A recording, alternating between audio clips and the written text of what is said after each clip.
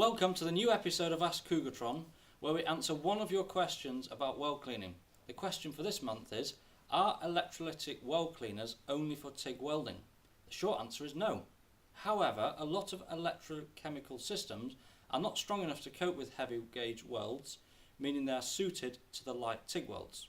So many people use grinding and pickling paste on the heavy MIG welds. Higher power machines are suited to cleaning these welds, and there is some available for this, including the Inox Fury, which is now the strongest weld cleaner on the market. It provides faster results than pickling paste and can be used on all weld types. So now it's possible to clean those heavy welds with less effort and without using dirty grinding methods or dangerous chemicals. Thanks for watching, and keep those questions coming to questions@cougartron.com.